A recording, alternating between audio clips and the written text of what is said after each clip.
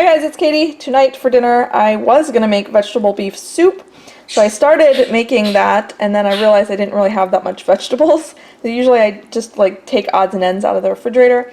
So I started with onion, celery, and carrot, and I realized I didn't have much more than that, but I did have a head of Napa cabbage. So I was going to add just a little bit of cabbage, and then I remembered the most delicious soup that I get at H Mart is basically beef and Napa cabbage. It's called hangover soup. So I looked at Meng Chi's recipe, and basically it's just, beef bone broth and Napa cabbage, and then I added doenjang, which she has in the recipe, as well as fish sauce. I think I might fish these carrots out because they're kind of distracting me. But it smells and tastes really good, so I'll just make some rice to serve with this, and then I'll make a really quick cucumber side dish, which she showed in her video as well. So that's what we're having for dinner tonight. Smells delicious, tastes delicious. So I kind of made a detour from our original plan for dinner tonight, but it worked out really well, and I'm excited to have this. Here's our dinner for tonight. It's pepper steak. I use a sirloin, top sirloin steak. Anyways, what I did based off of a recipe on All Recipes, it's done in the slow cooker, and I did mine in the pressure cooker. So I actually did twice the amount of meat, so the rest of this meat I can pack up and freeze. But it made the meat very, very tender.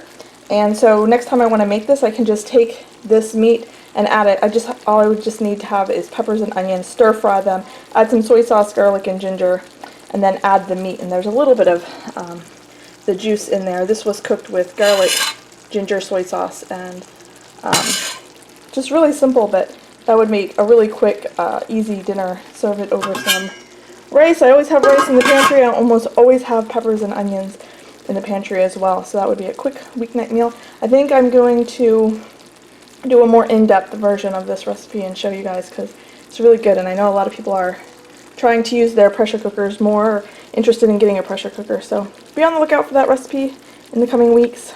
But this looks really good. We're getting ready to eat right now. For dinner tonight, I tried a new recipe. This is honey garlic chicken. It's from All Recipes. It's a slow cooker recipe, but I did it in my pressure cooker, and I haven't tasted it yet, but I thought I would show you what it looks like.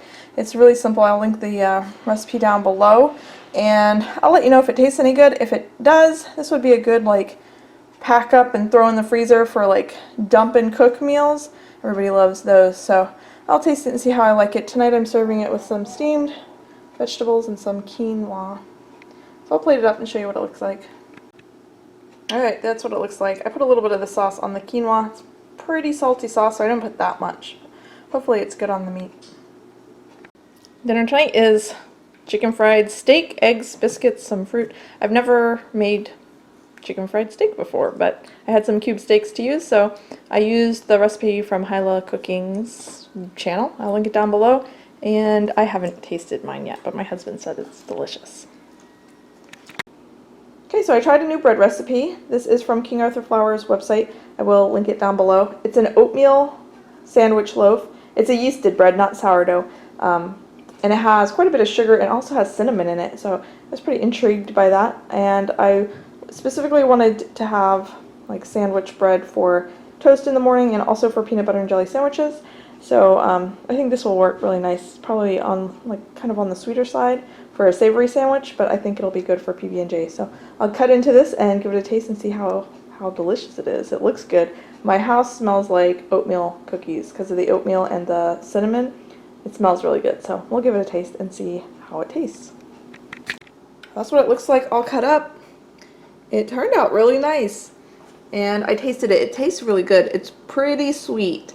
I was expecting that. There's a lot of sugar in the recipe, but it tastes good. The cinnamon is not as apparent. It has a whole teaspoon of cinnamon in it, but it doesn't really taste that cinnamony. But I think it'll be good for peanut butter and jelly sandwiches as well as toast. So like I said, I'll link the recipe down below, but this is probably a keeper recipe for sure. Tonight for dinner, I made this giant taco salad. The way that my family eats taco salad is with Catalina salad dressing. And I found a recipe. I've shown this I think before, but this is a homemade Catalina salad dressing recipe. It tastes pretty good, and I don't know if you've looked on the back of salad dressings, especially Catalina. It's one of the few bottled dressings I do buy because I buy it just for this salad. It's amazing what is in bottled salad dressing. It's crazy. The thing that broke the camel's back, the straw that broke the camel's back, was that they put food coloring in it. They have food coloring in salad dressing. I can understand a little bit of food coloring in some cupcake frosting once in a while, but there's no reason that it needs to be in salad dressing, especially when that is the color of it with just the natural ingredients. It does not need food coloring. Anyway, off of my soapbox, I will link this recipe down below if you like Catalina salad dressing. This is a really good alternative to make yourself. It's made from pantry ingredients. I did not have to buy anything special to make this salad dressing. Here's something I did not make. My husband made this. It's a Dutch baby, his first time making it. It's pretty interesting. I'll have to let you know how it tastes. How does it taste? I don't know. I don't know.